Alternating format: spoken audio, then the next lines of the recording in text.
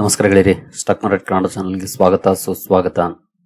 ಗೆಳೆಯರಿ, ವಿಡಿಯೋದಲ್ಲಿ ನಮ್ಮ ಮಾರ್ಕೆಟ್ಗೆ ಸಂಬಂಧಪಟ್ಟಂತೆ ಹಾಗೂ ಕೆಲವು ಸೆಕ್ಟರ್ಗೆ ಸಂಬಂಧಪಟ್ಟಂತೆ ಇನ್ನು ಕೆಲವು ಇಂಡಿವಿಜುವಲ್ ಸ್ಟಾಕ್ ಗಳಿಗೆ ಸಂಬಂಧಪಟ್ಟಂತೆ ಇವತ್ತು ಬಂದಂತಹ ಸುದ್ದಿಗಳನ್ನ ತಿಳ್ಕೊಳ್ಳೋಣ. ಜೊತೆಗೆ ಇವತ್ತು ಹಲವಾರು ಕಂಪನಿಗಳು ತಮ್ಮ Q2 ರಿಸಲ್ಟ್ಸ್ ಅನ್ನು ಅನೌನ್ಸ್ ಮಾಡಿದ್ದಾರೆ. ಅವುಗಳ ಹೈಲೈಟ್ಸ್ ಅನ್ನು ಕೂಡ ತಿಳ್ಕೊಳ್ಳುವಂತ ಪ್ರಯತ್ನವನ್ನ ಮಾಡೋಣ. ಮೊದಲಿಗೆ ಡಿಸ್ಕ್ಲೇಮರ್ ಕೊಡ್ಲಿಕ್ಕೆ ಇಷ್ಟಪಡ್ತೇನೆ. ಇಲ್ಲಿ ಕವರ್ ಮಾಡ್ತಿರುವಂತ ಯಾವುದೇ ಸ್ಟಾಕ್ ಅನ್ನು ಕೂಡ ರೆಕಮೆಂಡ್ ಮಾಡ್ತಿಲ್ಲ. ನೀವು ಫರ್ದರ್ ಸ್ಟಡಿ ಮಾಡಿ ಡಿಸಿಷನ್ ತಗೊಳ್ಬಹುದು. ಆಸ್ ಎಜುಕೇಶನಲ್ ಪರ್ಪಸ್ ನಾನು ವಿಡಿಯೋ ನಮ್ಮ ಮುಂದೆ ತರ್ತಾ ಇದ್ದೀನಿ. ಹಾಗೆ ಇಲ್ಲಿವರೆಗೂ ನಮ್ಮ ಇನ್ಸ್ಟಾಗ್ರಾಮ್ ಹಾಗೂ ವಾಟ್ಸ್ಆಪ್ ಚಾನಲ್ ನ ಫಾಲೋ ಮಾಡ್ತಿಲ್ಲ ಅಂತಂದ್ರೆ ಚಾನಲ್ ಡಿಸ್ಕ್ರಿಪ್ಷನ್ ಅಲ್ಲಿ ಲಿಂಕ್ಸ್ ಇದೆ, ಎರಡನ್ನು ಕೂಡ ಫಾಲೋ ಮಾಡಬಹುದು. ಅಲ್ಲೂ ಕೂಡ ಡೂಯಿಂಗ್ ದ ಮಾರ್ಕೆಟ್ ಹಲವು ಅಪ್ಡೇಟ್ಸ್ ಗಳನ್ನ ಕೊಡುವಂತ ಪ್ರಯತ್ನವನ್ನ ಮಾಡ್ತಾ ಇದ್ದೀವಿ. ಸುದ್ದಿಗಳ ಕಡೆ ನಾವು ಬರೋದ್ರೆ ಮೊದಲಿಗೆ ಸರ್ಕಾರದ ಕಡೆಯಿಂದ ಒಂದು ಸುದ್ದಿ ಬಂದಿದೆ. ಎಸ್ಪೆಷಲಿ ಇದು ರಿಪೋರ್ಟ್ ಮೂಲಕ ಬಂದಿರುವಂತಹ ಸುದ್ದಿ. ಇಲ್ಲೇ ನೋಡಬಹುದು. Centre plans to hike foreign investment cap in PSU banks to 49%. FIIs ಅಥವಾ FPIs ಗಳ ಹೋಲ್ಡಿಂಗ್ ಅನ್ನ ಅಪ್ ಟು 49% ವರೆಗೂ ಕೂಡ ಅಲೋ ಮಾಡಬಹುದು ಅನ್ನುವಂತ ಸುದ್ದಿಗಳು ಬರ್ತಾ ಇದೆ. ಇದು ರಿಪೋರ್ಟ್ಸ್ ಮೂಲಕ ಬಂದಿರುವಂತದ್ದು. As usual government controlling stake ಅನ್ನ ಇಟ್ಕೊಳ್ಳುತ್ತೆ 51%. ಉಳಿದ 49% ಅಲ್ಲಿ ಎಷ್ಟು ಬೇಕಾದ್ರೂ FIIs ಗೆ ಅಲೋ ಮಾಡಬಹುದು ಅನ್ನುವಂತ ಸುದ್ದಿ ಅಕಾರ್ಡಿಂಗ್ ಟು ಸೋರ್ಸಸ್ ಬರ್ತಿದೆ. ನೋಡಬಹುದು. The Finance Ministry has been discussing the matter with the Reserve Bank of India, the country's banking sector regulator, over the past couple of months, said the person. ಕಳೆದ ಕೆಲವು ತಿಂಗಳುಗಳಿಂದ ಇದರ ಬಗ್ಗೆ discussions ಆಗ್ತಿದೆ ಅನ್ನುವಂತ ಸುದ್ದಿಯನ್ನ ಕೊಟ್ಟಿದ್ದಾರೆ. ಯಾಕೆ ಅಂತಂದ್ರೆ ಭಾರತದ ಬ್ಯಾಂಕಿಂಗ್ ಸೆಕ್ಟರ್ ಅಲ್ಲಿ ಫಾರಿನ್ ಎಂಟಿಟೀಸ್ ನ ಇಂಟ್ರೆಸ್ಟ್ ಜಾಸ್ತಿ ಆಗ್ತಿರೋದು ಇದಕ್ಕೆ ಕಾರಣ ಅಂತ ಕೂಡ ಹೇಳಲಾಗ್ತಿದೆ. ಯಾಕೆಂದ್ರೆ ಗ್ರೋತ್ ಆಪರ್ಚುನಿಟಿ ಇರುವಂತ ಕಡೆ ಇನ್ವೆಸ್ಟರ್ಸ್ ಬರ್ತಾರೆ. ಜೊತೆಗೆ ಇಲ್ಲಿ ಸರ್ಕಾರ 51% ಸ್ಟೇಕ್ ಅನ್ನ ಇಟ್ಕೊಳ್ಳೋದ್ರಿಂದ ಕಂಟ್ರೋಲಿಂಗ್ ಸ್ಟೇಕ್ ಸರ್ಕಾರದ ಹತ್ರನೇ ಇರುತ್ತೆ. ಹಾಗಾಗಿ ಅಲ್ಲಿ ಅಂತ ದೊಡ್ಡ ಸಮಸ್ಯೆಗಳು ಆಗದೇನೂ ಕೂಡ ಇರಬಹುದು. ಜೊತೆಗೆ ಫಾರಿನ್ ಇನ್ಸ್ಟಿಟ್ಯೂಷನ್ಸ್ ಇನ್ವೆಸ್ಟ್ ಮಾಡೋದ್ರಿಂದ ಅವುಗಳ ಪರ್ಫಾರ್ಮೆನ್ಸ್ ಕೂಡ ಇಂಪ್ರೂವ್ ಆಗುವಂತ ಚಾನ್ಸಸ್ ಜಾಸ್ತಿ ಇರುತ್ತೆ. ಇತ್ತೀಚೆಗೆ ನಾವು ನೋಡಿದ್ವಿ, ದುಬೈ ಬೇಸ್ಡ್ ಎಮಿರೇಟ್ಸ್ NBD ಸುಮಾರು $3 ಬಿಲಿಯನ್ ಮೊತ್ತದ ಸ್ಟೇಕ್ ಅನ್ನು RBL ಬ್ಯಾಂಕ್ ಅಲ್ಲಿ ತಗೊಂಡಿತ್ತು. ಹಾಗೆ ಸುಮಿಟೋಮೋ ಮಿತ್ಸುಯಿ ಬ್ಯಾಂಕಿಂಗ್ ಕಾರ್ಪ್ $1.6 ಬಿಲಿಯನ್ ಅಕ್ವಿಸಿಷನ್ ಮಾಡಿತ್ತು ಎಸ್ ಬ್ಯಾಂಕ್ ಅಲ್ಲಿ. ಇದು ಪ್ರೈವೇಟ್ ಲೆಂಡರ್ಸ್ ಆಯ್ತು. ಇನ್ನು ಸರ್ಕಾರಿ ಬ್ಯಾಂಕ್ ಗಳಲ್ಲೂ ಕೂಡ ಅಪ್ ಟು 49% ವರೆಗೂ ಅಲೋ ಮಾಡ್ಲಿಕ್ಕೆ ಡಿಸ್ಕಷನ್ಸ್ ನಡೀತಿರೋ ಬಗ್ಗೆ ಸುದ್ದಿಗಳು ಬರ್ತಿದೆ. ಇಲ್ಲಿ ನೋಡಬಹುದು 12 ಸರ್ಕಾರಿ ಬ್ಯಾಂಕ್ಗಳಿದೆ ಸದ್ಯದ ಮಟ್ಟಿಗೆ. ರೀಸೆಂಟ್ ಆಗಿ ಮತ್ತೆ ಮರ್ಜರ್ಸ್ ಆಗ್ಬಹುದು ಅನ್ನುವಂತ ಸುದ್ದಿಗಳು ಬಂದಿತ್ತು, ಬಟ್ ಇನ್ನೋದಕ್ಕೆ ಕನ್ಫರ್ಮೇಶನ್ಸ್ ಇಲ್ಲ. ಆಸ್ ಆಫ್ ನಾವು 12 ಸರ್ಕಾರಿ ಬ್ಯಾಂಕ್ಗಳಿದ್ದಾವೆ. ಅಸೆಟ್ಸ್ ನೋಡಬಹುದು $171 ಟ್ರಿಲಿಯನ್ ಇದೆ as of March. Over all banking sector ನ 55% ಹೋಲ್ಡಿಂಗ್ಸ್ ಇದೆ ಸರ್ಕಾರಿ ಬ್ಯಾಂಕ್ ಗಳದೆ. ನೋಡೋಣ ಸರ್ಕಾರ ಮುಂದಿನ ದಿನಗಳಲ್ಲಿ ಏನಾದ್ರೂ ಇದಕ್ಕೆ ಸಂಬಂಧಪಟ್ಟಂತೆ ನಿರ್ಧಾರವನ್ನ ತಗೊಳುತ್ತಂತ. ಬಹುಶಃ ಅದು ಒಂದಷ್ಟು ಪಾಸಿಟಿವ್ ಡೆವಲಪ್ಮೆಂಟ್ ಕೂಡ ಕಾರಣ ಆಗಬಹುದು, ಬಟ್ ಕಾದ್ ನೋಡ್ಬೇಕಾಗುತ್ತೆ. ನೆಕ್ಸ್ಟ್ ಝರೋದಾ ಕಡೆಯಿಂದ ಒಂದು ಸುದ್ದಿ ಬಂದಿದೆ. ನೋಡಬಹುದು, Zerodha to offer investment in US stocks in next quarter through GIFT City. ನಿಮ್ಗೆಲ್ಲರಿಗೂ ಗೊತ್ತಿರೋ ಹಾಗೆ ಹಲವಾರು ಬ್ರೋಕರೇಜಸ್ ಈಗಾಗಲೇ ಈ ಸರ್ವಿಸ್ ಅನ್ನ ಕೊಡ್ತಿದಾವೆ. ಅಮೆರಿಕದ ಷೇರುಗಳಲ್ಲಿ ಇನ್ವೆಸ್ಟ್ ಮಾಡುವಂತ ಅವಕಾಶವನ್ನ ಝರೋದಾದಲ್ಲಿ ಸದ್ಯದ ಮಟ್ಟಿಗೆ ಇಲ್ಲ. ನೆಕ್ಸ್ಟ್ ಕ್ವಾರ್ಟರ್ ಅಷ್ಟರಲ್ಲಿ ಅದು ಕೂಡ ಸಾಧ್ಯ ಆಗಬಹುದು ಅನ್ನುವಂತ ಸುದ್ದಿಗಳು ಬರ್ತಾ ಇದೆ. ಥ್ರೂ ಗಿಫ್ಟ್ ಸಿಟಿ ಇದು ಕೂಡ ಸ್ಟಾರ್ಟ್ ಆಗಬಹುದು. CEO ನಿತಿನ್ ಕಾಮತ್ ಅವರು ಇದ್ರ ಬಗ್ಗೆ ಮಾಹಿತಿಯನ್ನ ಕೊಟ್ಟಿದ್ದಾರೆ. ಇನ್ನು US ಸ್ಟಾಕ್ಸ್ ಗೆ ಸಂಬಂಧಪಟ್ಟಂತೆ ನೋಡಿದರೆ ಖಂಡಿತ ನನಗಂತೂ ಇಂಟ್ರೆಸ್ಟ್ ಇಲ್ಲ ಅಮೆರಿಕದ ಷೇರುಗಳಲ್ಲಿ ಇನ್ವೆಸ್ಟ್ ಮಾಡ್ಲಿಕ್ಕೆ. ಆಕ್ಚುಲಿ ಯಾಕೆ ಈಗ ಅಟ್ರಾಕ್ಟ್ ಆಗ್ತಾರೆ ಜನ ಅಂತಂದ್ರೆ, American market all time high ಇದೆ. ಜೊತೆಗೆ ಅಲ್ಲಿನ ಟೆಕ್ ಇಂಡೆಕ್ಸ್ ನಾಸ್ಟಾಕ್ ತುಂಬಾ ಚೆನ್ನಾಗಿ ಪರ್ಫಾರ್ಮ್ ಮಾಡ್ತಾ ಇದೆ. ಡೌ ಜೋನ್ಸ್ ಕೂಡ ಚೆನ್ನಾಗಿ ಪರ್ಫಾರ್ಮ್ ಮಾಡ್ತಾ ಇದೆ. ಎಸ್ಪೆಷಲಿ ನಾಸ್ಟಾಕ್ ಅಲ್ಲಿ ಎನ್ವಿಡಿಯಾ, ಮೈಕ್ರೋಸಾಫ್ಟ್ ಇವೆಲ್ಲವೂ ಕೂಡ ಒಳ್ಳೆ ಪರ್ಫಾರ್ಮೆನ್ಸ್ ಮಾಡ್ತಿರೋದು ತುಂಬಾ ಜನರನ್ನ ಅಟ್ರಾಕ್ಟ್ ಮಾಡ್ತಿದೆ. ಪೀಕ್ ಅಲ್ಲಿ ಇದ್ದಾಗ ತುಂಬಾ ಜನ ಅಟ್ರಾಕ್ಟ್ ಆಗ್ತಾರೆ. ಬಟ್ ಅಲ್ಲಿಗಿಂತ ಇಂಡಿಯಾದಲ್ಲಿ ಅಪರ್ಚುನಿಟೀಸ್ ಜಾಸ್ತಿ ಇದೆ ಅನ್ನೋದು ನನ್ನ ಭಾವನೆ. ಜೊತೆಗೆ ಅವುಗಳನ್ನ ಸ್ಟಡಿ ಮಾಡೋಕ್ಕೂ ಕೂಡ ಕಷ್ಟ. ನೀವು ಥ್ರೂ ಮ್ಯೂಚುವಲ್ ಫಂಡ್ಸ್ ಮೂಲಕ ಮಾಡ್ತೀರಿ ಅಂದ್ರೆ ಓಕೆ ಅದು, ಬಟ್ ಡೈರೆಕ್ಟ್ ಸ್ಟಾಕ್ಸ್ ಅಲ್ಲಿ ಆಸ್ ಎ ಸ್ಮಾಲ್ ಇನ್ವೆಸ್ಟರ್ಸ್ ಅಷ್ಟೇನು ಗುಡ್ ಡಿಸಿಷನ್ ಆಗಲ್ಲ ಅನ್ನೋದು ನನ್ನ ಭಾವನೆ. ಇವನ್ ದೊಡ್ಡ ಇನ್ವೆಸ್ಟರ್ಸ್ ಕೂಡ ಮ್ಯೂಚುವಲ್ ಫಂಡ್ಸ್ ಥ್ರೂ ಮಾಡ್ತಾರೆ, ಯಾಕೆಂದ್ರೆ ಕಷ್ಟ ತಿಳ್ಕೊಳಕ್ಕೆ ಅಂತ. ಅದು ಬೆಟರ್ ಆಗ್ಬೋದು. ಡೈರೆಕ್ಟ್ ಸ್ಟಾಕ್ಸ್ ನನಗೇನಷ್ಟು ಸೂಕ್ತ ಅನ್ಸೋದಿಲ್ಲ, ಬಟ್ ನಿಮ್ಗೆ ಏನ್ ಅನ್ಸುತ್ತೆ ಅದನ್ನ ಮಾಡಬಹುದು.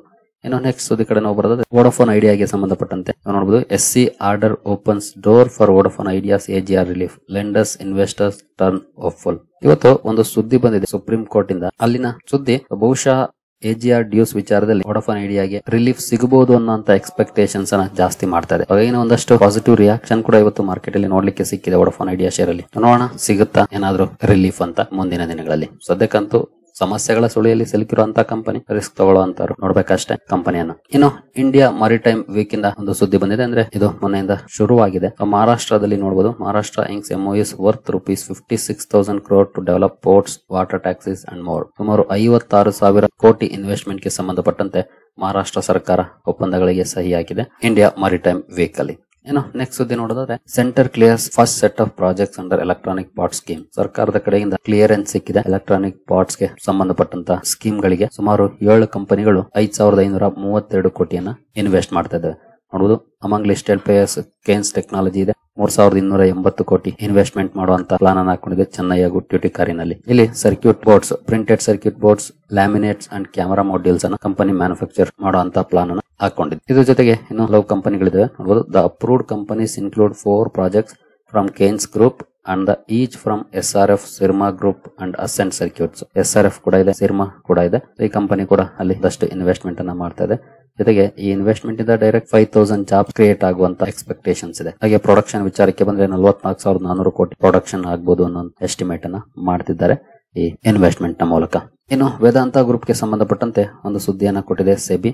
ನೋಡಬಹುದು, SEBI puts Vedanta group Sterlite electric limited listing on hold. Vedanta group ನ ಇನ್ನೊಂದು ಕಂಪನಿ ಮಾರ್ಕೆಟ್ ಗೆ ಲಗ್ಗೆ ಇಡೋದಕ್ಕೆ ರೆಡಿ ಆಗಿತ್ತು, ಬಟ್ ಅದರ ಲಿಸ್ಟಿಂಗ್ ಅನ್ನ ಸೆಬಿ ಹೋಲ್ಡ್ ಮಾಡಿದೆ. The company, part of mining and metals conglomerate Vedanta Group, filed draft papers for the IPO in early October. The offering included fresh issue of 7.8 million shares along with equal number of shares to be sold by existing shareholders. Existing ಹಾಗೂ fresh issue ಎರಡೂ ಇತ್ತು, but ಈಗ ಸದ್ಯದ ಮಟ್ಟಿಗೆ SEBI hold ಮಾಡಿದೆ. But ಇದಕ್ಕೆ ಕಾರಣ ಏನು ಅಂತ ಗೊತ್ತಿಲ್ಲ. ಇದಕ್ಕೆ ಕಂಪನಿ ಕೂಡ ಇನ್ನು ರೆಸ್ಪಾಂಡ್ ಮಾಡಿಲ್ಲ. ನೋಡೋಣ, ಮೇ ಬಿ ನಾಳೆ ಅಷ್ಟರಲ್ಲಿ ಅಪ್ಡೇಟ್ ಬರಬಹುದು. ಇನ್ನು IPO ಗಳಿಗೆ ಸಂಬಂಧಪಟ್ಟಂತೆ ಸೆಬಿಯಿಂದ ಬಂದಿರುವಂತಹ ಸುದ್ದಿ ನೋಡೋದು. ಮಿಲ್ಕಿ ಮಿಸ್ಟ್, ಕ್ಯೂರ್ ಫುಡ್ಸ್, ಸ್ಟೀಮ್ ಹೌಸ್, ಕನೋಡಿಯಾ ಸಿಮೆಂಟ್, ಗಜಾ ಆಲ್ಟರ್ನೇಟಿವ್, ಗೆಟ್ ಸೆಬಿ ನಾಡ್, ಈ ಎಲ್ಲ ಕಂಪನಿಗಳಿಗೆ ಸೆಬಿ ಅಪ್ರೂವಲ್ ಅನ್ನ ಕೊಟ್ಟಿದೆ. ಬಟ್ ಸ್ಟರ್ಲೈಟ್ ಎಲೆಕ್ಟ್ರಿಕ್ ಮಾತ್ರ ಹೋಲ್ಡ್ ಮಾಡಿದೆ. ಮುಂದಿನ ದಿನಗಳಲ್ಲಿ ಈ ಕಂಪನಿಗಳ IPOಗಳು ಬರುತ್ತೆ. ಇನ್ನು ರಿಸಲ್ಟ್ಸ್ ಗಳ ಕಡೆ ನಾವು ಬರೋದಾದ್ರೆ PNB ಹೌಸಿಂಗ್ ರಿಸಲ್ಟ್ ಅನ್ನು ಅನೌನ್ಸ್ ಮಾಡಿದೆ. ಟೋಟಲ್ ಇನ್ಕಮ್ ಅಲ್ಲಿ ನೋಡಬಹುದು 13.4% ಅಪ್ ಆಗಿದೆ ಇಯರ್ ಆನ್ ಇಯರ್ ಕಂಪೇರ್ ಮಾಡಿದ್ರೆ.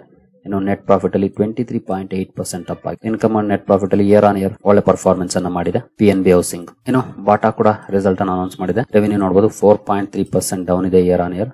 ನೆಟ್ ಪ್ರಾಫಿಟ್ ಕೂಡ 73% ಡೌನ್ ಆಗಿದೆ. 51.9 crore ಇಂದ 13.8 crore ಗೆ ಇಳಿದಿದೆ ಬಾಟಾ ಇಂಡಿಯಾದು. ಎಬಿಟಾ 16.7% ಡೌನ್ ಇದೆ. ಮಾರ್ಜಿನ್ಸ್ 20.8 ಇಂದ 18.1 ಗೆ ಇಳಿದಿದೆ. ಮಾರ್ಜಿನ್ಸ್ ಕೂಡ ಇಂಪ್ಯಾಕ್ಟ್ ಆಗಿದೆ. ಓವರ್ ಆಲ್ ಅಂಡರ್ ಪರ್ಫಾರ್ಮೆನ್ಸ್ ನೋಡಲಿಕ್ಕೆ ಸಿಕ್ಕಿದೆ ಅಂತಾನೆ ಹೇಳ್ಬೋದು ಬಾಟಾ ನಂಬರ್ಸ್ ಅಲ್ಲಿ ಇಯರ್ ಆನ್ ಇಯರ್. ಇನ್ನು ಕೆನರಾ HSBC ಕೂಡ ಇವತ್ತು ರಿಸಲ್ಟ್ ಅನ್ನು ಅನೌನ್ಸ್ ಮಾಡಿದೆ. ನೆಟ್ ಪ್ರೀಮಿಯಂ ಇನ್ಕಮ್ ನೋಡಬಹುದು 23.5% ಅಪ್ ಆಗಿದೆ year on year. Net profit ಕೂಡ 10.7% ಅಪ್ ಆಗಿದೆ. ಇದರಲ್ಲಿ ಬೆಟರ್ ಇಂಪ್ರೂವ್ಮೆಂಟ್ ನೋಡಲಿಕ್ಕೆ ಸಿಕ್ಕಿದೆ ಕೆನರಾ HSBC ಲೈಫ್ ಇನ್ಶೂರೆನ್ಸ್ ನ ನಂಬರ್ಸ್ ಅಲ್ಲೂ ಕೂಡ. ನಂತರ JK ಟೈರ್ ರೆವಿನ್ಯೂ ನೋಡಬಹುದು 10.8% ಅಪ್ ಆಗಿದೆ year on year. Net profit ಅಲ್ಲಿ 64% ಅಪ್ ಆಗಿದೆ. ಒಳ್ಳೆ ಪ್ರಮಾಣದ ಇಂಪ್ರೂವ್ಮೆಂಟ್ ಇದೆ. ಎಬಿಟಾ 23.8% ಅಪ್ ಆಗಿದೆ. ಮಾರ್ಜಿನ್ಸ್ ಕೂಡ ಇಂಪ್ರೂವ್ ಆಗಿದೆ. 11.6 ಇಂದ 13% ಗೆ ರೈಸ್ ಆಗಿದೆ ಮಾರ್ಜಿನ್ಸ್ ಕೂಡ. ಇನ್ನು ಸೋನಾ BLW ಕೂಡ ನಂಬರ್ಸ್ ಅನ್ನು ಅನೌನ್ಸ್ ಮಾಡಿದೆ. ರೆವಿನ್ಯೂ ನಲ್ಲಿ 23% ಅಪ್ ಆಗಿದೆ year on year. Net profit ಕೂಡ 20% ಅಪ್ ಆಗಿದೆ. ಎಬಿಟಾ 12.7% ಅಪ್ ಆಗಿದೆ. ನಂತರ ಮಾರ್ಜಿನ್ಸ್ ಅಲ್ಲಿ ಸ್ವಲ್ಪ ಡಿಕ್ಲೈನ್ ಇದೆ. 27.3 ಇಂದ 24.9 ಗೆ ಇಳಿದಿದೆ ಮಾರ್ಜಿನ್ಸ್ ನೋಡಬಹುದು. ಇನ್ನು ಅದಾನಿ ಎನರ್ಜಿ ಕೂಡ ನಂಬರ್ ಅನ್ನು ಅನೌನ್ಸ್ ಮಾಡಿದೆ. ರೆವಿನ್ಯೂ 6.7% ರೈಸ್ ಆಗಿದೆ. ಎಬಿಟಾ 28% ಅಪ್ ಆಗಿದೆ. ನಂತರ ಮಾರ್ಜಿನ್ಸ್ ಚೆನ್ನಾಗಿ ಇಂಪ್ರೂವ್ ಆಗಿದೆ. 28.9 ಇಂದ 34.7 ಗೆ ರೈಸ್ ಆಗಿದೆ ನೋಡಬಹುದು. ಮಾರ್ಜಿನ್ಸ್ ಅಲ್ಲಿ ಒಳ್ಳೆ ಪರ್ಫಾರ್ಮೆನ್ಸ್ ನೋಡಲಿಕ್ಕೆ ಸಿಕ್ಕಿದೆ. ಇವನ್ ರೆವಿನ್ಯೂ ಅಂಡ್ ಎಬಿಟಾದಲ್ಲೂ ಕೂಡ ಒಳ್ಳೆ ಪರ್ಫಾರ್ಮೆನ್ಸ್ ಇದೆ. ನಂತರ ಮಹೀಂದ್ರಾ ಲಾಜಿಸ್ಟಿಕ್ಸ್ ರೆವಿನ್ಯೂ ನಲ್ಲಿ 10.8% ಅಪ್ ಆಗಿದೆ. ನೆಟ್ ಲಾಸ್ ರಿಪೋರ್ಟ್ ಮಾಡಿದೆ ಕಂಪನಿ 10.4 crores. ಹಿಂದಿನ ಸಲ 10.8 crores ಇತ್ತು, ಅಂದ್ರೆ ಲಾಸ್. ಈಗಲೂ ಕೂಡ ಲಾಸ್ ಅನ್ನ ರಿಪೋರ್ಟ್ ಮಾಡಿದೆ. ಎಬಿಟಾದಲ್ಲಿ ಅಪ್ ಆಗಿದೆ 28.2%. ಮಾರ್ಜಿನ್ಸ್ ಕೂಡ ಇಂಪ್ರೂವ್ ಆಗಿದೆ. 4.4 ಇಂದ 5% ಗೆ ಅಪ್ ಆಗಿದೆ ಮಾರ್ಜಿನ್ಸ್ ನೋಡಬಹುದು. ನಂತರ ಜುಬಿಲೆಂಟ್ ಇಂಗ್ರೇವಿಯಾ ರೆವಿನ್ಯೂ 7.2% ಅಪ್ ಆಗಿದೆ. ಪ್ರಾಫಿಟ್ 17.7% ಅಪ್ ಆಗಿದೆ. ಎಬಿಟಾ 8.8% ಅಪ್ ಆಗಿದೆ. ಮಾರ್ಜಿನ್ಸ್ 12.1% ಇದೆ. ಹಿಂದಿನ ಸಲ 11.9 ಇತ್ತು. ಇಂಪ್ರೂವ್ಮೆಂಟ್ ಇದೆ. Year on year decent performance ಅನ್ನ ಮಾಡಿದೆ ಜುಬಿಲೆಂಟ್ ಇಂಗ್ರೇವಿಯಾ ಕೂಡ. ನಂತರ ಇಂಡಿಯನ್ ಆಯಿಲ್ ಕೂಡ ನಂಬರ್ಸ್ ಅನ್ನು ಅನೌನ್ಸ್ ಮಾಡಿದೆ. ರೆವಿನ್ಯೂ ನೋಡಬಹುದು 7.1% ಡೌನ್ ಇದೆ. ಪ್ರಾಫಿಟ್ ಅಲ್ಲಿ 34% ಅಪ್ ಆಗಿದೆ. ಎಬಿಟಾ 16% ಅಪ್ ಆಗಿದೆ. ಮಾರ್ಜಿನ್ಸ್ ಕೂಡ ಚೆನ್ನಾಗಿ ಇಂಪ್ರೂವ್ ಆಗಿದೆ. 6.5 ಇಂದ 8.2% ಅಪ್ ಆಗಿದೆ. ಏನು SRF ಕೂಡ ರಿಸಲ್ಟ್ ಅನ್ನು ಅನೌನ್ಸ್ ಮಾಡಿದೆ. ರೆವಿನ್ಯೂ ನಲ್ಲಿ 6.3% ಅಪ್ ಆಗಿದೆ. ಪ್ರಾಫಿಟ್ 93% ಅಪ್ ಆಗಿದೆ ನೋಡಬಹುದು. ನಿಯರ್ಲಿ ಡಬಲ್ ಆಗಿದೆ. 201 ಕೋಟಿಯಿಂದ 388 ಕೋಟಿ. ಎಬಿಟಾ ಕೂಡ ಒಳ್ಳೆ ಪ್ರಮಾಣದಲ್ಲಿ ಇಂಪ್ರೂವ್ಮೆಂಟ್ ಆಗಿದೆ. 44% ಅಪ್ ಇದೆ. ಮಾರ್ಜಿನ್ಸ್ ಕೂಡ ಚೆನ್ನಾಗಿ ಇಂಪ್ರೂವ್ ಆಗಿದೆ ನೋಡಬಹುದು. 15.7 ಇಂದ 21.3% ಅಪ್ ಆಗಿದೆ. ಅಂದ್ರೆ ಕಂಬ್ಯಾಕ್ ಅನ್ನ ಮಾಡಿದೆ, ಸ್ಟ್ರಾಂಗ್ ಕಂಬ್ಯಾಕ್ ಅನ್ನ ಮಾಡಿದೆ ಅಂತ ಹೇಳ್ಬೋದು. ಕೆಮಿಕಲ್ ಇಂಡಸ್ಟ್ರಿಯಲ್ಲಿ ಕೆಲಸ ಮಾಡುವಂತಹ ಕಂಪನಿ. ಕೆಮಿಕಲ್ ಇಂಡಸ್ಟ್ರಿ ತುಂಬಾ ದಿನದಿಂದ ಅಂಡರ್ ಪರ್ಫಾರ್ಮೆನ್ಸ್ ಅನ್ನ ಮಾಡಿದೆ, ನಿಮಗೆ ಗೊತ್ತಿದೆ. ಒಳ್ಳೆ ಪರ್ಫಾರ್ಮೆನ್ಸ್ ಅನ್ನ ಮಾಡಿದೆ ಈ ಕ್ವಾರ್ಟರ್ಲಿ. ಇದರಲ್ಲಿ ರೆವಿನ್ಯೂ ನಲ್ಲಿ ಬಿಗ್ ಡಿಫರೆನ್ಸ್ ಆಗಿಲ್ಲ, ಬಟ್ ನೆಟ್ ಪ್ರಾಫಿಟ್, ಎಬಿಟಾ, ಮಾರ್ಜಿನ್ಸ್ ತುಂಬಾ ಚೆನ್ನಾಗಿ ಇಂಪ್ರೂವ್ ಆಗಿದೆ. ನಂತರ ಸುಮಿಟೋಮಾ ಕೆಮಿಕಲ್ ಇಲ್ಲೂ ಕೂಡ ನೋಡಬಹುದು. ರೆವಿನ್ಯೂ 6% ಡೌನ್ ಇದೆ. ಎಬಿಟಾ 11% ಡೌನ್ ಇದೆ. ಮಾರ್ಜಿನ್ಸ್ ಡಿಕ್ಲೈನ್ ಇದೆ. 24.8 ಇಂದ 23.4% ಗೆ ಡೌನ್ ಆಗಿದೆ. ಪ್ರಾಫಿಟ್ ಕೂಡ ಡೌನ್ ಇದೆ. ಅಂದ್ರೆ ಇದು ಕೂಡ ಕೆಮಿಕಲ್ ಸೆಕ್ಟರ್ ಅಲ್ಲಿ ಕೆಲಸ ಮಾಡುವಂತ ಕಂಪನಿ, ಎಸ್ಪೆಷಲಿ ಅಗ್ರೋ ಕೆಮಿಕಲ್ ಅಲ್ಲಿ ಕೆಲಸ ಮಾಡುವಂತದ್ದು. ಸುಮಿಟೋಮಾ ಡೌನ್ ಪರ್ಫಾರ್ಮೆನ್ಸ್ ಮಾಡಿದೆ ಅಂತ ಹೇಳ್ಬೋದು Q2 ನಲ್ಲಿ ಇಯರ್ ಆನ್ ಇಯರ್ ಕಂಪೇರ್ ಮಾಡಿದ್ರೆ. ನಂತರ ಸುಪ್ರೀಂ ಇಂಡಸ್ಟ್ರೀಸ್ ರೆವಿನ್ಯೂ ನೋಡಬಹುದು 5.3% ಅಪ್ ಆಗಿದೆ. ಎಬಿಡಾ ಡೌನ್ ಇದೆ 6.8%. ಮಾರ್ಜಿನ್ಸ್ 14 ಇಂದ 12.4% ಇಳಿದಿದೆ. ನೆಟ್ ಪ್ರಾಫಿಟ್ ಕೂಡ 20% ಡೌನ್ ಇದೆ. 11 ರೂಪಾಯಿ ಪರ್ ಶೇರ್ ಡಿವಿಡೆಂಡ್ ಅನೌನ್ಸ್ ಮಾಡಿದೆ ಕಂಪನಿ. ನಂತರ ಆಕ್ಸನ್ ಆಗ್ರೋ ರೆವಿನ್ಯೂ 17% ಅಪ್ ಆಗಿದೆ. ಎಬಿಡಾ 34% ಅಪ್ ಆಗಿದೆ. ನಂತರ ಮಾರ್ಜಿನ್ಸ್ ಕೂಡ ಇಂಪ್ರೂವ್ ಆಗಿದೆ. 11.6 ಇಂದ 13.4 ಅಪ್ ಆಗಿದೆ. ನೆಟ್ ಪ್ರಾಫಿಟ್ 70% ಅಪ್ ಆಗಿದೆ. 64 ಕೋಟಿಯಿಂದ 110 ಕೋಟಿಗೆ ಜಂಪ್ ಆಗಿದೆ. ನಂಬರ್ಸ್ ನೋಡಬಹುದು. ಸರಿ ಗೆಳೆಯರೆ, ಈ ಎಲ್ಲ ಅಪ್ಡೇಟ್ಸ್ ನಿಮಗೆ ಇಷ್ಟ ಆಗಿದೆ ಅನ್ಕೊಳ್ತೀನಿ.